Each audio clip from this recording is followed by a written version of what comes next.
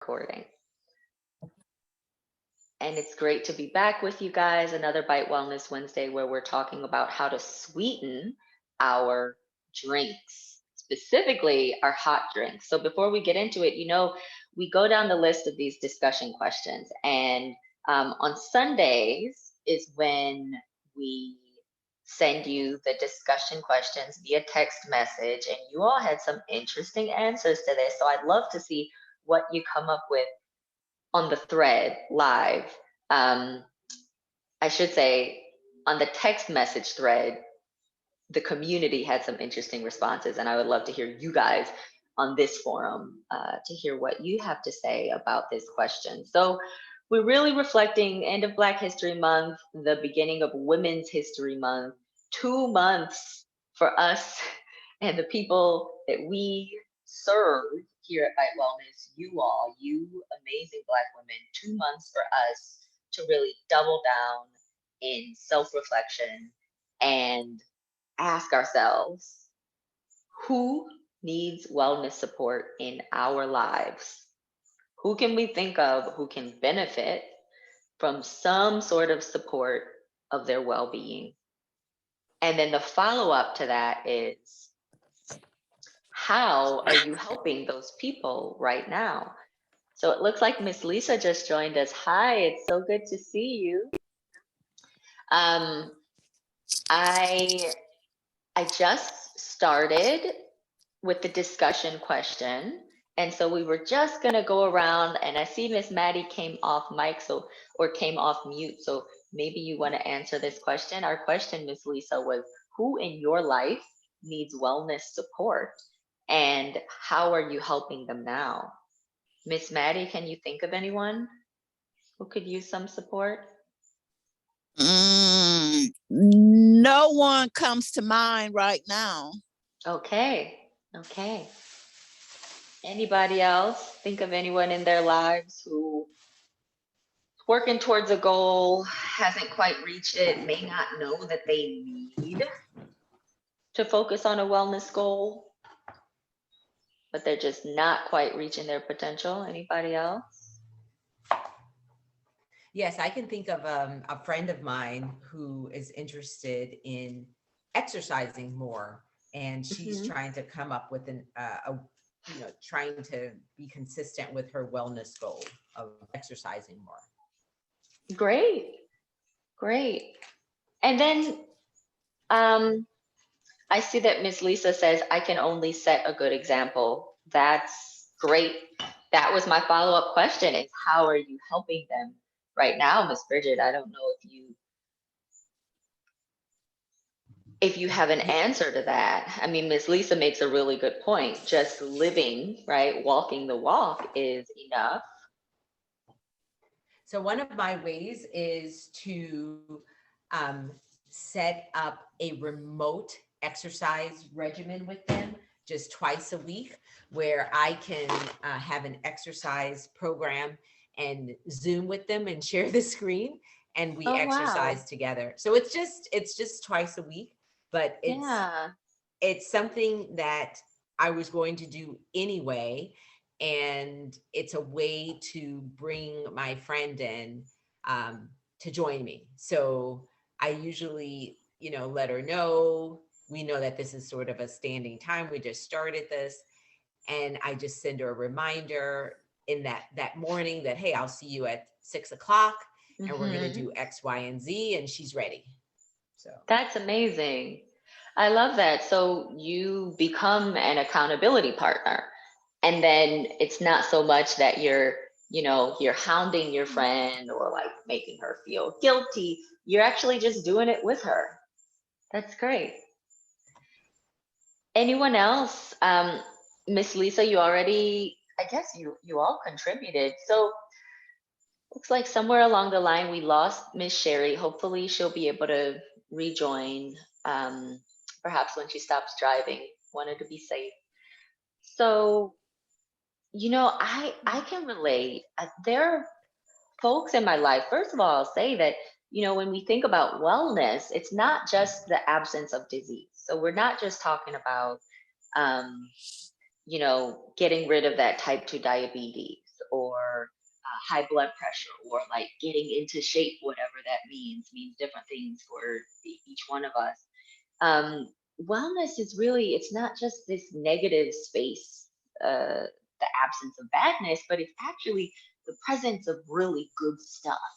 Um, the waking up in the morning and feeling good about the day, getting to midway through the day or towards the end and feeling like, I got this, I'm not completely crumbling. Feeling good about your whether it's your weight or your skin or your hair, feeling that that represents some measure um, of health, of well-being, feeling mentally like you're in a state of occasional peace and joy, at least. It's really hard in today's world to maintain that, but feeling, right, that feeling of well-being, when it extends to our mental health, it centers us a bit more around a space that we're at least comfortable with, that feels good to us. And the key in defining wellness is really just that we each have to define it for ourselves. So I can think of a few folks in my life who have said to me, they volunteered that they could, that they're looking to support their wellness, right? And they haven't necessarily framed it that way, but they'll talk about having gained some weight and feeling a little bit more sluggish. And that's something a lot of people are going through during this pandemic. Folks will talk about having trouble sleeping and needing to just sort of troubleshoot that. Some of the conversation that we had during the last couple of weeks of our meetings. And so I have conversations with folks. I will sometimes do what Miss Bridget did, although probably I don't do it often enough, which is just get down and do the work with people or invite them to participate in my wellness practice, right? Um, and then guess what? We have a resource here that you all can refer people to. So you're here now. If there's anyone you can think of who could use a safe space to discuss the topic of well-being, and they need to do it in a way that's grounded in science and their own experiences, and not necessarily in some of the misinformation that you get from who knows whom on the internet. So you guys got this in the text. You got this link, but oh, let me make sure that I give you the link in the chat that you can pass on if you'd like any of your friends or family, any of your loved ones to get that extra support. Have them come join our Byte Wellness Wednesday workshops like this one. They're usually closed off to our members. Some of you on this call are not yet fully members, but we've opened the conversation up during these 2 months of February, Black History Month, and then March, Women's History Month, to make sure that we support our community as much as possible. So go ahead and send that link to anybody who needs to sign up so they can get access to the rest of these. All right.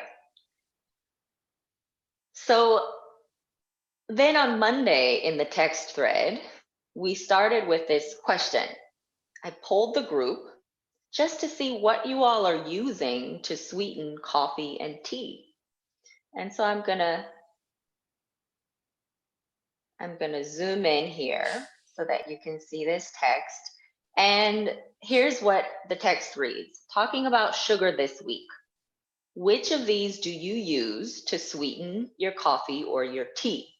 I'm going to go down the list, and I'm hoping that we can share what we usually use. If you use nothing, that's okay too. So we've got A, agave. Feel free to come on mic and speak your answer, raise a hand, or just put it in the chat. We've got A, agave, B, honey. I see Miss Bridget raised her hand at honey. C, Agave sugar. every once in a while. And that's Miss Bridget also said agave every once in a while. Okay. Um, we've got agave, honey, sugar is C. So just your usual granulated sugar. It can be white, it can be brown, it can be raw, but the little sugar granules. Then we've got Equal or Splenda, the artificial sweeteners that come in, they can come in little packets. We've got sweetened creamer as letter E, because sometimes you're not adding sugar per se, you're just adding a substance that likely has sugar in it or some sort of sweetener in it. And then the F is other. So where do you all fall? Miss Bridget said, I think she said honey and sometimes agave. And I'll say that I often forego the sweetening, but when I do add sweetener, I probably prefer agave over honey. But then I also get some of that F other category because I use a date. And so I'm going to show you all today, we'll demonstrate how to use a date, a piece of fruit to sweeten hot drinks. Where do the rest of you fall? Miss Maddie, do you drink coffee or tea? Occasionally, but I do not add a anything sweet to it. I do not use a sweetener. Okay, I would love to dig into that because I told you guys earlier, Miss Maddie just from the moment we met her, she has had these really great habits around nutrition.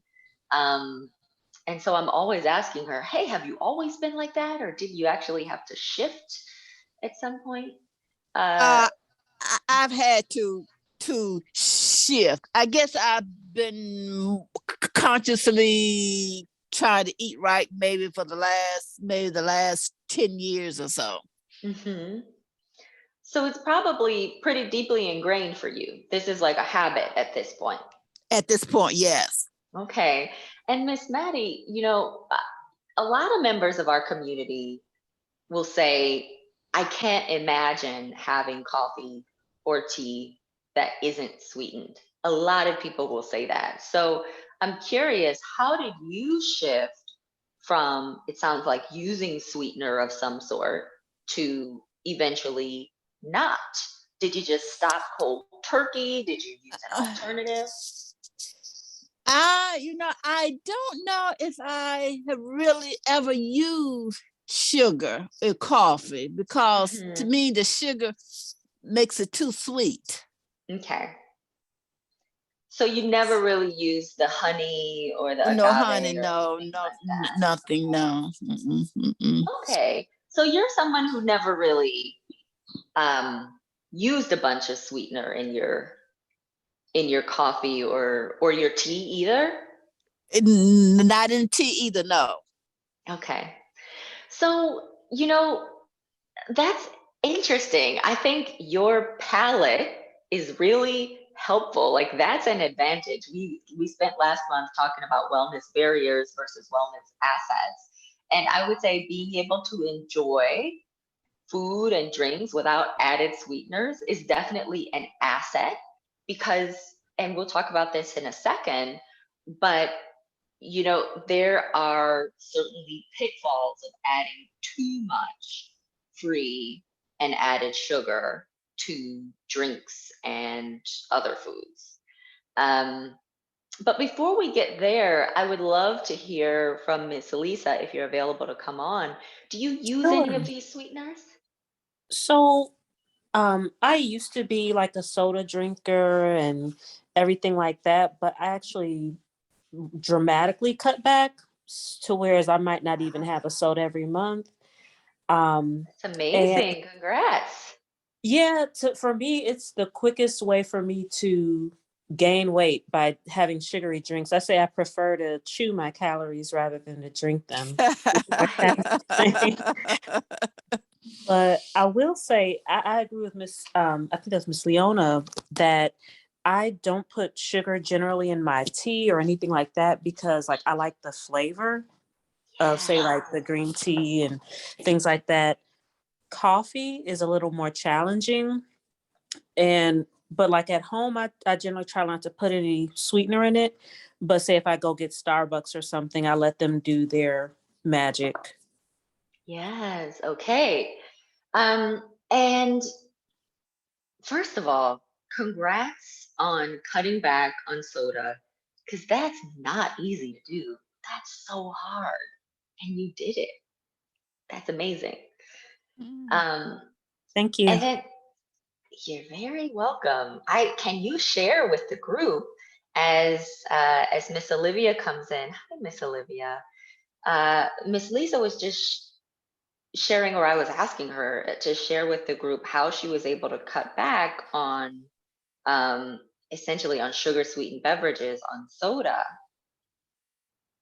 Did you were you sort of someone who went cold turkey, or did you like cut your quantity in half and then in quarters? How did it work for you, Miss Lisa? Yeah, I guess it was just a decision, just realizing that, if I'm going to consume calories, then I don't want to just drink them down. Yeah, yeah, I would rather, have something to eat that's satisfying. Um, and just because it's so easy to lose track of how much sugar I'm taking in if I'm drinking it. Like the soda sizes, 32 ounces is yeah. just insane, and not that I'm judging anybody, but I remember my mom told me that you really only need to drink like 4 ounces of juice at a time. And, because it's sugar. And then I Yeah, remember when smart my, mom. yeah, she's a nurse too. Wow. Um, when my nephew was in football, he said, or it was my little cousin, he said that the one thing that the coach told them not to do was to drink pop. He didn't put any other Mm. restrictions on them but to drink pop, or not to drink pop. And I just remember, somebody mentioning how, it makes you swell too. And I've noticed that when I have sugary things in general, but, especially sugary beverages, I get Mhm. puffier. So it's Wow. a decision. Yeah. So it sounds like you just sort of weighed the pros and cons, and you're aware of the science around the health benefits or health risks of drinking sugary beverages. And then you thought about your own personal experience. You mentioned the bloating, or getting puffier rather, and it just wasn't worth it for you. And then, like you said, you have more fun eating calories rather than drinking them, right? We can't eat endless calories, or we can't consume energy endlessly, and so there really is a trade-off. We really do have to decide, where are my calories going to come from? And it sounds like it was a pretty easy choice for you to give up on the soda, so that's amazing. Yeah. And thank you for sharing that with the group, because the folks who are on this call and folks who will see this recording later, they may be going through something similar, and may need a little bit of encouragement in sort of how to shift their mindset, or how to differently approach this question of giving up a thing that they like. That's what's so hard for all of us, right? It's that balance between enjoying our lives and kind of minimizing the risk and increasing the benefits that come from that sort of enjoyment. Trying to balance those two. Okay, so Miss Olivia, I'm not sure if you're able to come on mic at all and contribute, but we started by asking this question. We're talking about uh, sugar sweetened beverages and really free and added sugars this month. And uh, this week, we're talking about the choices we make to sweeten our coffee and our tea. And so I wondered if you could weigh in on whether you're someone who uses a sweetener of some sort in coffee or tea, and then what kind of sweetener that is. And I've got some options on the screen if you're able to see it. If not, I'm happy to read them off to you. Yes, I see it. Good evening. Hello, hello. Yes, well, I'm an avid coffee drinker, Uh-huh. We talked about and I do drink coffee with my creamer, and here lately a splash of hazelnut because I'm trying to wean myself off the creamer. So I bought powdered creamer, so I'm a mixologist. I'm always trying to mix up and Ah, trying to make it work. And okay. what I discovered in that, I didn't like the powdered cream. It's not as rich as the liquid. Mm, And I know in the okay. liquid, actually, I think the powdered was more sweeter than the cream, than the liquid creamer. Hmm. I'm like, wait a minute, this is backwards. So, Yeah. oh, and I'm kind of weaning myself down on putting so much cream in there, and just Mhm, a drop of hazelnut because I do realize I'm addicted to the hazelnut flavor. But I mhm. also realized I like that cream because it made me think back to when I was a kid. Your parents drinking coffee, so they make it a Eh, cup full of cream and it was albino coffie because you didn't have no coffee, it was all cream. So I think albino over the coffee. years, I think, I became accustomed to drinking the cream, not the Uh-huh. coffee so much. Whereas Uh-huh. now, I don't play about that coffee. I do a serious pour over and then I handle put Okay. some cream in it. So I'm making that adjustment. But other than that, I don't put sugar in my coffee. I hardly ever use sugar anymore. Thank God. I have a theory. Amazing. White Uh-huh. ain't right. And brown is always around. So I'm good. Got to figure it out with, That's so I'm that's watching it and hilarious. I'm working it, and I'm doing my cinnamon and that's making a big difference. Okay. That is really good to hear that the cinnamon water is working for you. Yes, matter of Um, fact, I have a cup of hot water with lemon and cinnamon now, and just a little bit of honey because I'm a little under the weather. So, okay. I hope you feel better. oh, I will. Okay. But a minute. Thank you. Thank you for sharing with us. I mean, we're going down the list just sort of to normalize this idea that folks like different things. There's a tendency when we talk about health and wellness to think about restriction and to try to cut back as much as possible. We talk about what's healthy and what's not, and what should be allowed and what shouldn't be. When the reality is, if we're talking about wellness and we're talking about enhancing well-being, feelings of enjoying life and feeling well, then enjoyment has to play a role, right? There's some notion of what type of lifestyle we'd like to live. And each of those, the idea of enjoyment, the idea of um, uh, how much we like living in the way that we're living, all those play a role in your deciding your threshold for certain health exposures, right? So we said at the very beginning that, and I want to welcome Miss Sherry and Dr. Michelle into the chat. So we're talking about free and added sugars and sweetening coffee and tea. We said at the beginning that we're going to talk about free and added sugars and really the health risks associated with them. So on one hand, there is this set of risks tied to eating too much or ingesting too many free and added sugars. And on the other hand, sugar generally feels good to our bodies and is meant to feel really good to our brains. And so it can represent this form of or this dichotomy, right? The risk and the enjoyment. And it's really up to each of us to understand just how much of a risk these free and added sugars pose to us based on our specific health risks, our disease diagnoses, our family history, our health goals, and our wellness goals.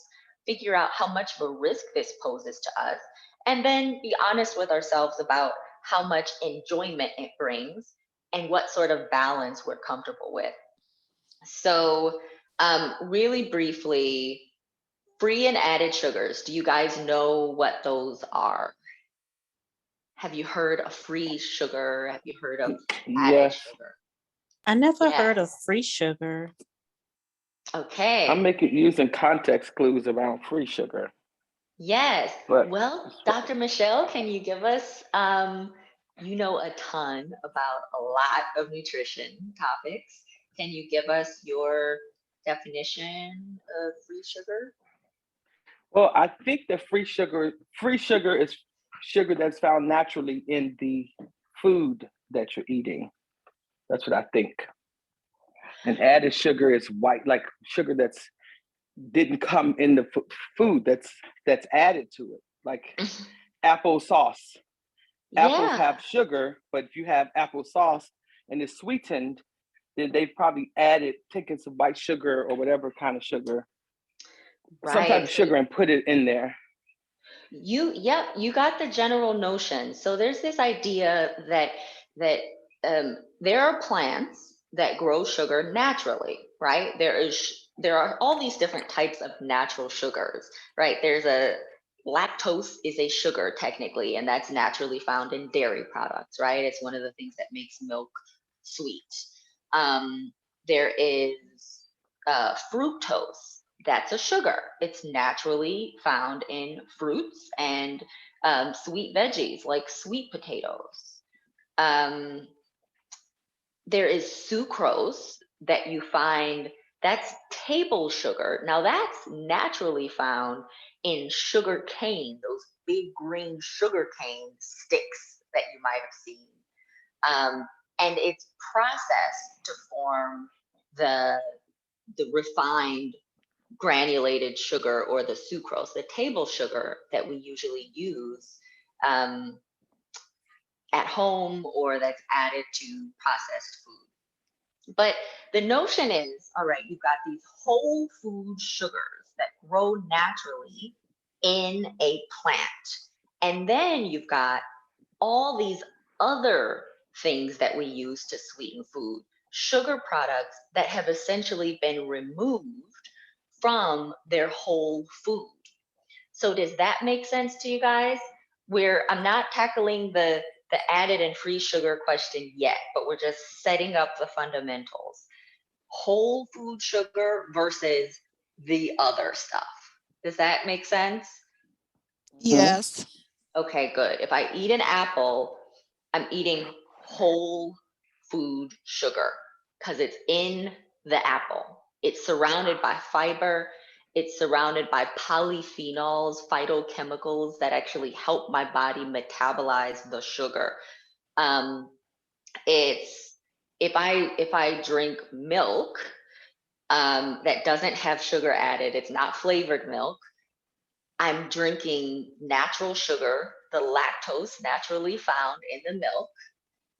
And that actually, even though milk is, we can call milk essentially a whole food because it's minimally processed, right? It's pulled out of the udder of cows so that it didn't grow from the ground and it's not in the plant, but we can call that essentially a whole food sugar, the lactose found in milk. And that is naturally surrounded by protein, which helps our bodies metabolize the sugar. It's naturally surrounded by fat that helps our bodies metabolize the sugar.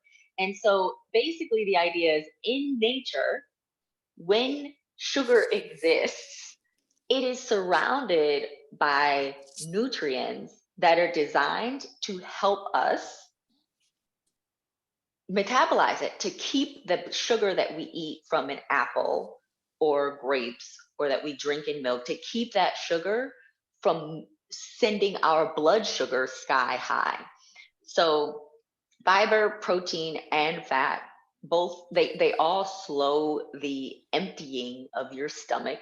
So basically, the absorption of the sugar happens more slowly, which means instead of the sugar going straight into your blood and spiking that blood sugar sky high, it goes up a bit more slowly, which is what you want. So here's what happens when we get blood sugar spikes. There is there's stress to the body. So having elevated levels of blood sugar or having elevated levels of sugar in your blood, essentially, it causes what's called oxidative stress. It's a strain on our cells all over our body.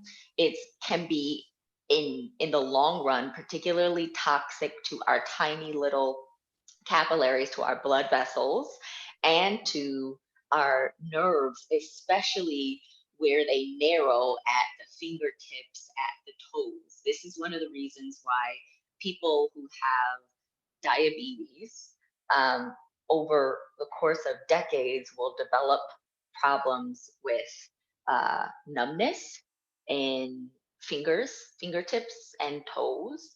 And that increases the risk of, developing sores on the toes, for example, that can get infected and require amputation eventually.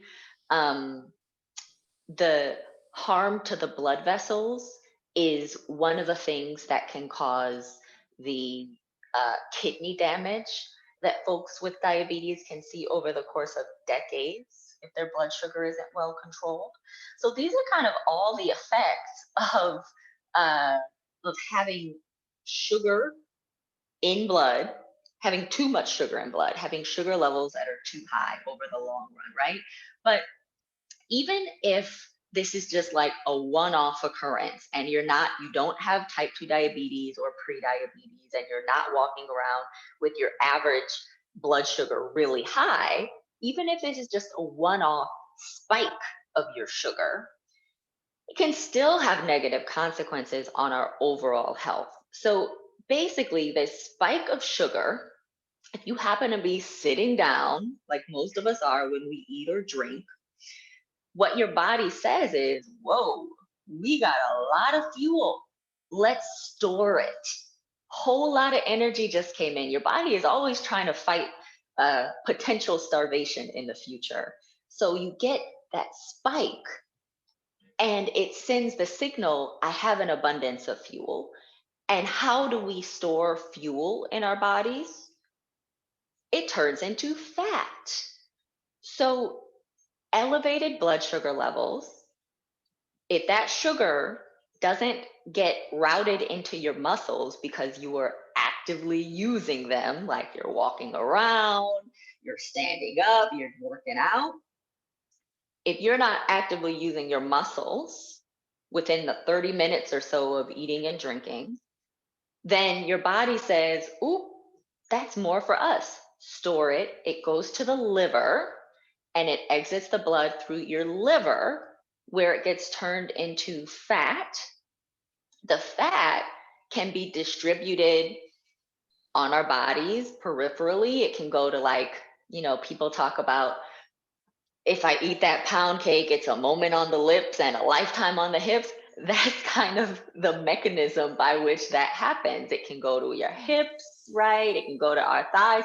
And maybe we're not mad at a little bit of extra curvature coming to the hips and the thighs, right? But the more harmful place where this fat can deposit is actually around the waist. It's that deep fat that can surround your organs, like intestines and the liver and the stomach, right? And when it surrounds the organs, it's called visceral fat. That's the fat that can give off these pro-inflammatory signals and increases the amount of weight that we keep on, makes it harder for us to lose weight, increases risk of type 2 diabetes, increases risk of heart attack, of stroke, of all these things, right? So that can be the outcome. All that stuff I just mentioned, that we see increased risk of those even in these kind of repeated one-off instances of blood sugar spikes. Does that make sense to you guys? Do you have questions about that? I don't have a question, but I was thinking culturally how some families, I thought about the itis, which is sounds Uh-huh. very problematic with this 30-minute thing. And I thought Yeah. about how in some cultures, especially like on Thanksgiving holidays, like after they eat, they go for a walk, like a family walk. And I think I've seen that in like the Southeast Asian culture, Indian culture, and whereas, people I know go to sleep. Yeah. So we Yeah. really should be going for a walk after we have these meals or doing something Absolutely. something active. Yeah. Yeah, yeah. Great point. I mean, so first of all, yes, there are studies that look at exactly how long after your first bite is ideal to start moving. And so some of these studies found that just taking a 45-minute walk, um, one 45-minute walk, starting 30 minutes after your first bite of your biggest meal of the day. So just say dinner for most folks.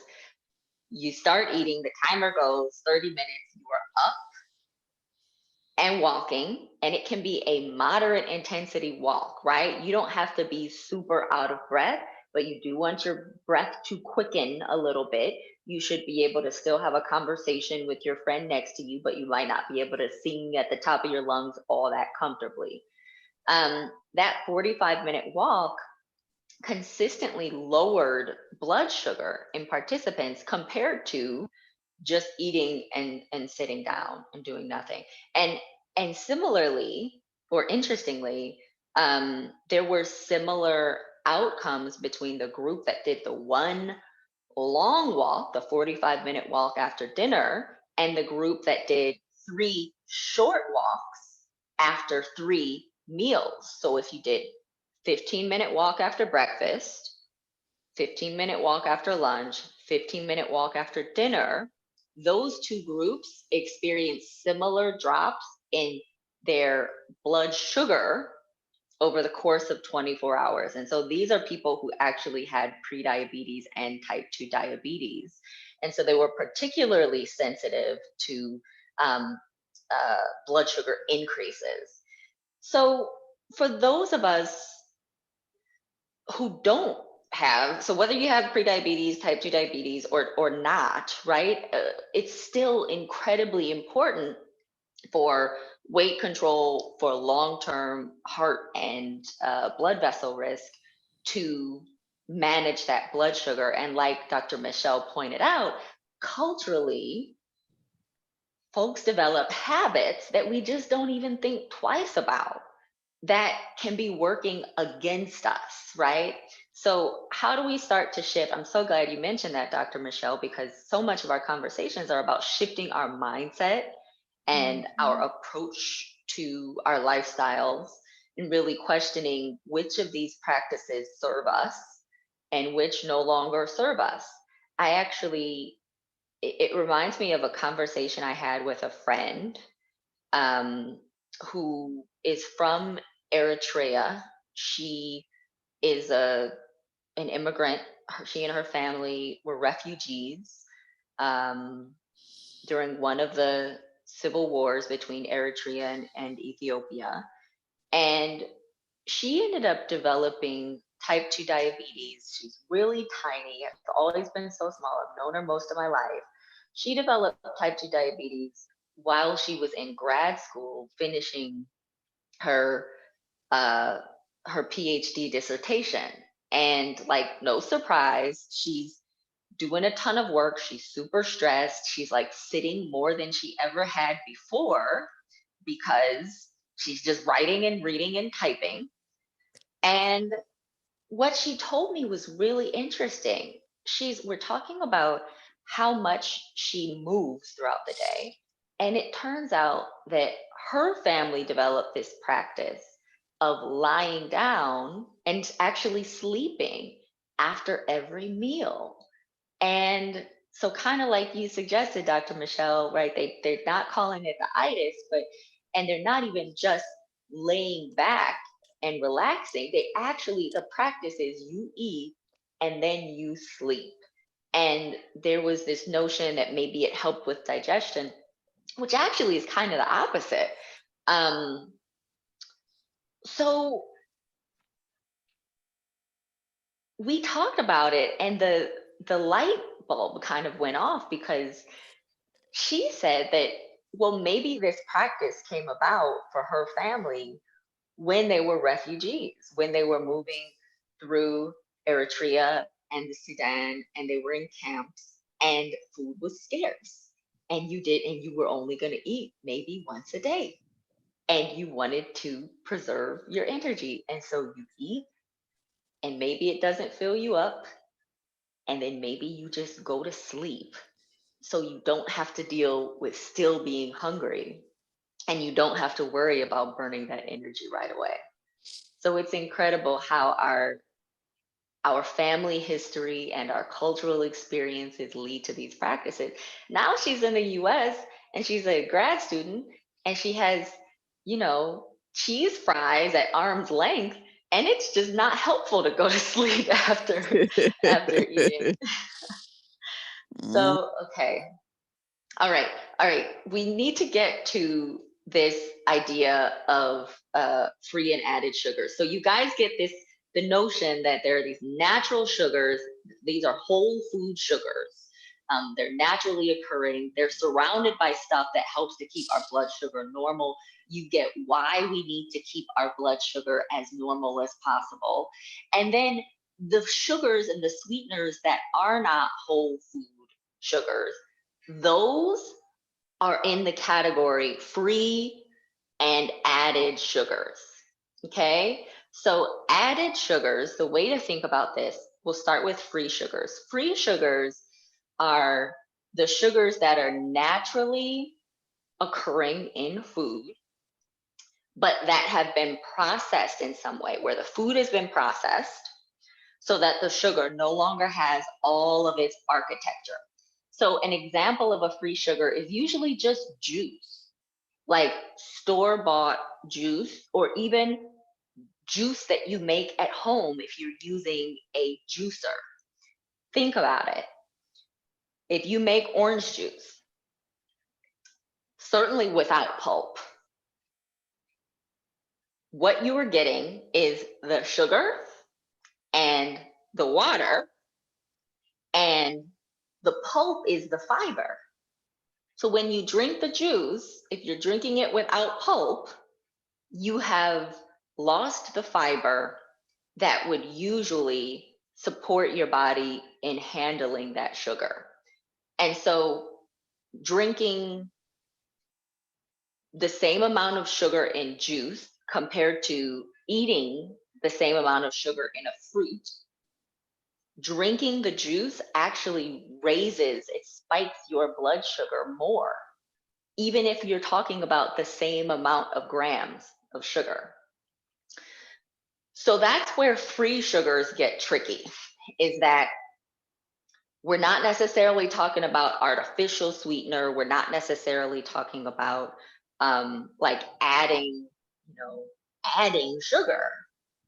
But because of the way that this food has been processed, where the sugar's training wheels have been removed, it's still not as safe for us to process this sugar, for our bodies to metabolize it, as it is for us to metabolize the whole food sugars. Does that make sense to you Yes, I Yes. have I do have a question though, because I started reading this book, but I'm on a reading deprivation week, so I'm not going to read anymore for the rest of the week. But so I'm glad we're talking about this, because the book I'm reading guys? is this: Juicing, fasting, Juicing and Fasting. detoxing for life. It's tricky. It's tricky. Yes. What's your question? your Because this book your is classic encouraging face. juicing and all that, and I know it's so you're losing the fiber and you're losing the protein, and the things that you said. So I'm like, Yeah. okay, well maybe I don't need to worry about this book. Just eat an apple and be done with it. So I have, first of all, a question to the group. Has everyone kind of heard of the juicing trend. Everybody's heard of, right? Like juicing for detox. And there's this really common notion that drinking juice is helpful if you drink a certain type of juice. Um, okay, here's what I'll say. Kind of mixed thoughts on juicing. On one hand, juicing vegetables can be a really great way to load up on a bunch of those polyphenols, that plant magic that we talk about. And you end up getting more of it than you could usually if you eat the veggie. So remember, juicing is removing fiber. So we do need fiber for heart health. We do need fiber for gut health.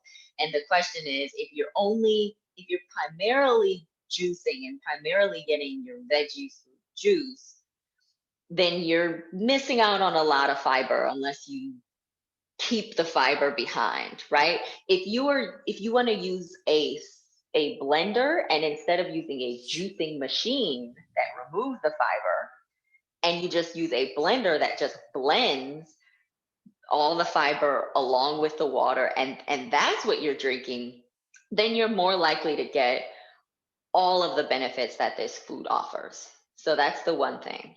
I'm more in favor of, say, blending over juicing. The second thing is, if you are juicing fruit, right, then you're really giving yourself free sugars that we just talked about. You are really removing those training wheels of the fiber, and you still got some of the training wheels because you've got those phytonutrients, the polyphenols that are going to help you metabolize the sugar more than soda will, or more than you will when you drink soda, but you're still going to have a harder time dealing with that sugar in juice form than you would if you were to just eat the fruit, or, for example, to blend the entire fruit in smoothie form. Does that make sense? Okay. So that being said, the other principle we keep coming back to is that we all kind of have to weigh our specific health risks and wellness goals against our very real lifestyle preferences and barriers, right? So if you were someone, I know, Dr. Michelle, you've made a lot of incredible shifts to your eating, but if you were someone who told me, look, the only way I am ever going to ingest fresh vegetables is in juice form, then I would say, fine, juice. It's better that you get those polyphenols and those nutrients, those micronutrients, in juice form than not at all. But if you are able to and willing to eat those veggies in whole food form or in like blended form in the form of a smoothie, you're missing out on less of the good stuff in that case. Okay. So we talked about free sugars, and we're coming to the end of it, guys. You all are hanging in there. Please, if I missed touching on some really important topics, please throw them in the chat, because I want to make sure that I get to them later in the month if we don't have time right now. So we talked about the whole food sugars. We talked about the free sugars. Now the added sugars, right? If the free sugars is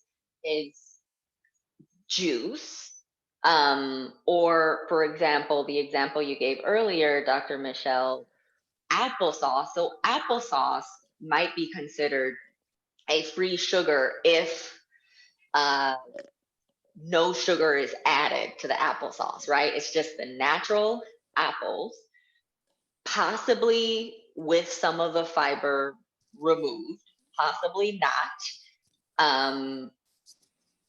And that's more like a free sugar, right? But there's a world in which if you were to just blend some apples at home and remove some of the liquid, maybe you get applesauce, right? So maybe it's really just very close to the whole food version of apples. And it has all the components that are going to support your body in metabolizing the sugar.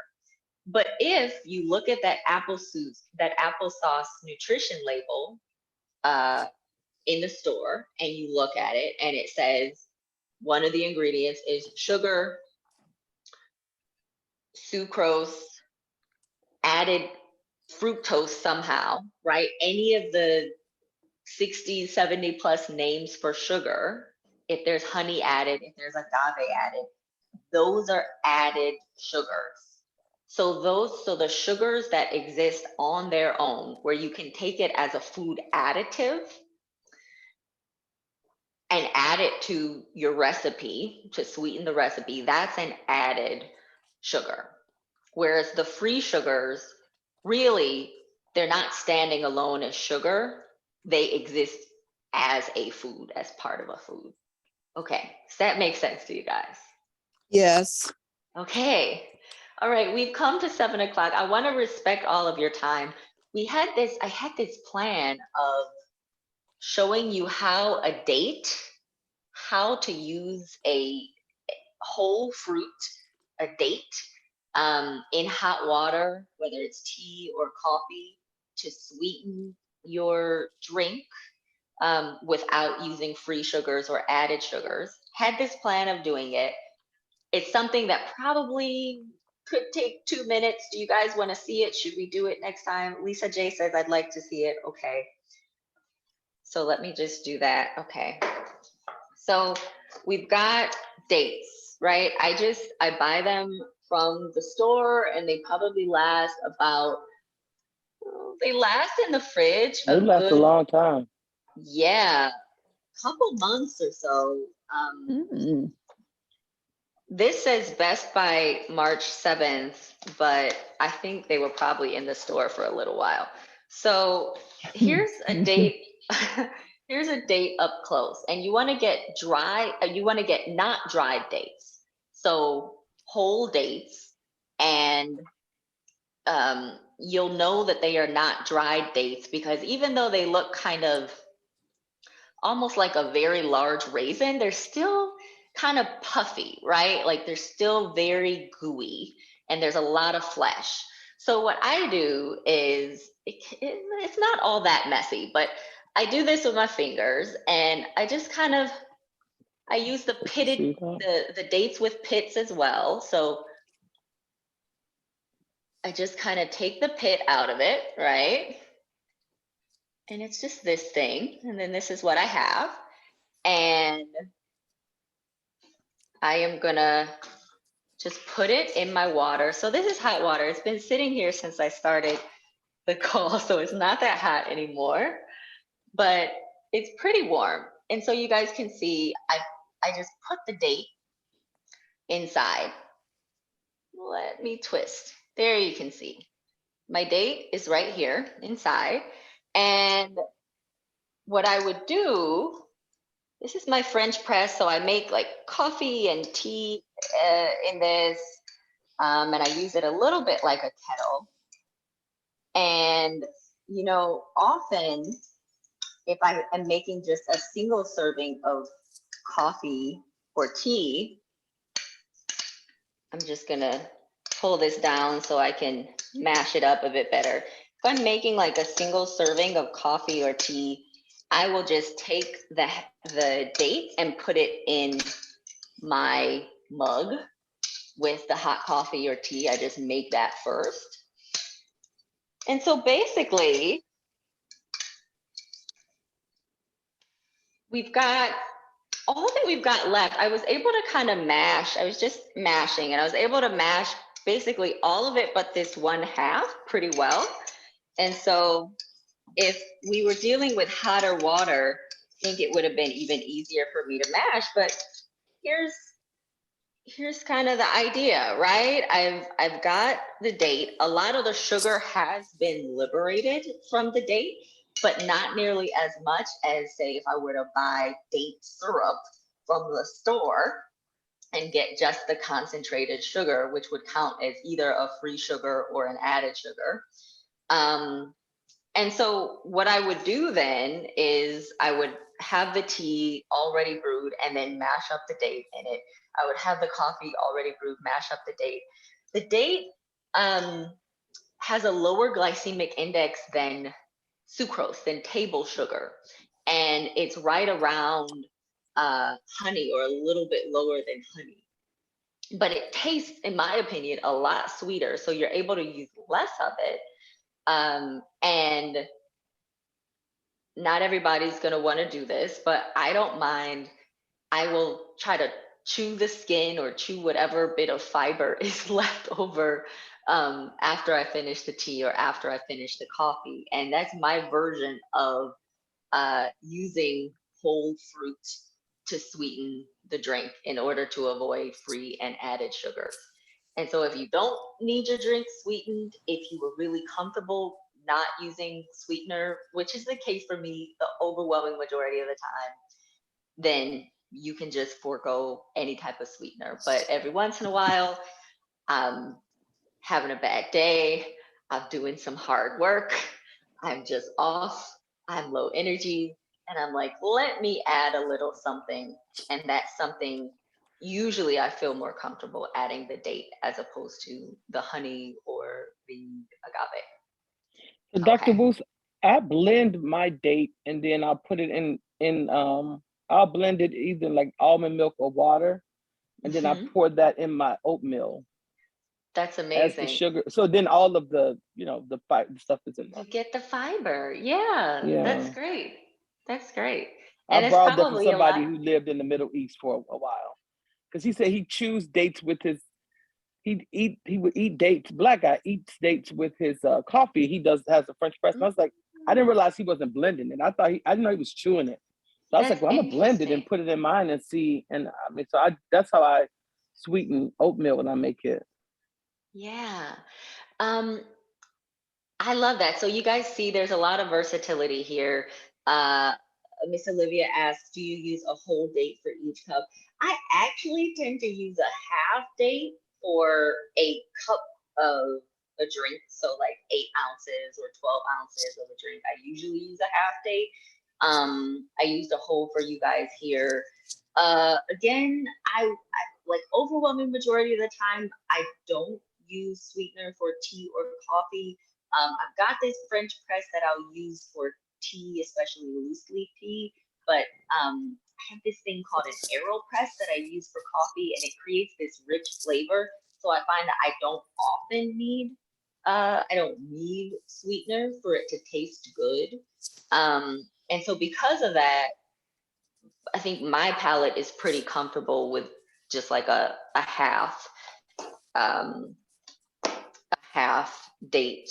But looking at the serving size, it lists the serving size as 2 to 3 dates. 2 dates, yeah. Yeah, and that gives you about 27 grams of sugar, which is right around, I believe, right around the grams that you get in a packet of sugar.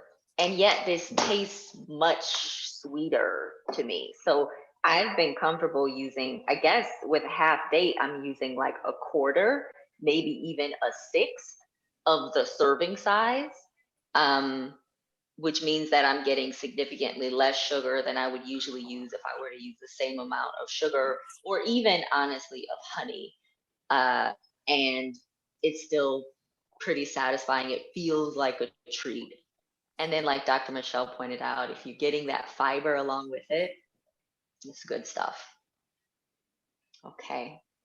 Any follow-ups to that demonstration? I'm glad you guys were able to stay on for it. Now, I just want to emphasize, right, whenever we talk about adding anything, so whenever we talk about even adding fruit to sweeten anything, right, there's the reality that you are adding calories. And in general, we think about fruit as very safe, very beneficial calories, like nutrient rich calories. You get a lot of good stuff for those calories, sort of like I think Miss Lisa mentioned earlier. It's like, oh, am I going to drink my calories in soda, or am I going to eat my calories in something that I enjoy more?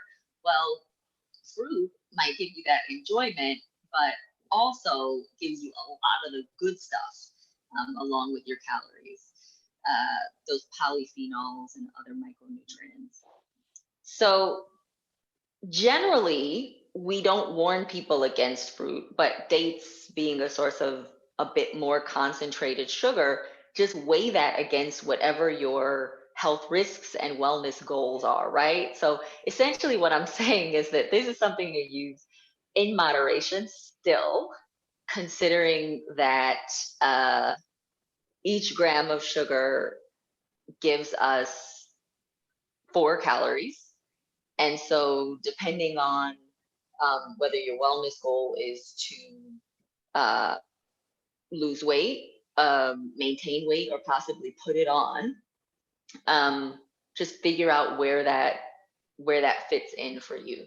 Same way that like eating nuts is, we think of that as generally healthy, but if you eat too many, the calories from the fat can add up and kind of have the an adverse effect, right? Put on weight that we don't need.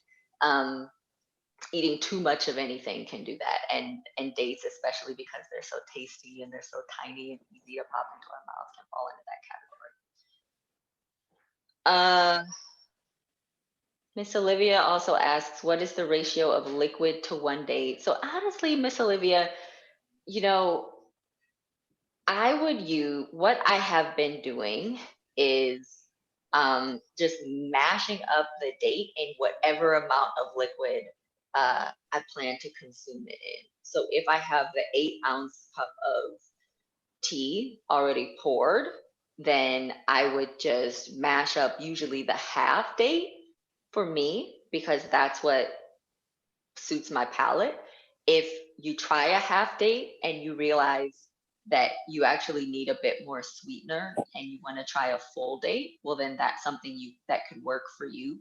I wonder, Dr. Michelle, maybe you can weigh in, because it sounds like you were maybe interested in the texture a bit when you blend your dates with the milk and add it to your oatmeal. What are your proportions, liquid to date? I use just enough.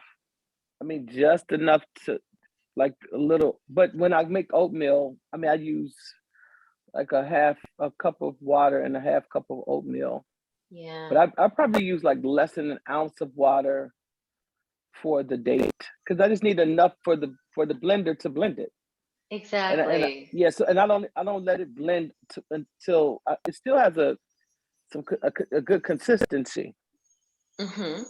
Yeah, because I want to chew it too, but I have like nuts in there. It's the whole thing happening in the oatmeal. But just enough, probably like about an ounce, I would say. Okay. Does that help, Miss Olivia? So like, Sure it did, because that means I can use my raisins just as well, or my craisins with my nuts. I'm good. okay, there you go. There you go. So Everyone that's have a another. great evening. It's Ash Wednesday. I gotta go. Take care. Our neighbors. Take care. Talk to you next week. Everyone have a good, blessed week. Talk to you. Bye. And yes, Bye. we are a few minutes over, so I'm gonna say bye to you guys and encourage you, come on next week, invite friends, family who can benefit from these types of conversations. If you think of anything that I didn't discuss, things you want to be on the docket for next week, please go ahead and shoot me an email, drwoos@bytewellness.com, and then we'll get you out of here, okay? It was All right, really good thank you. sharing tonight Okay. with Bye you all. bye. Take care. All right, bye-bye. Bye.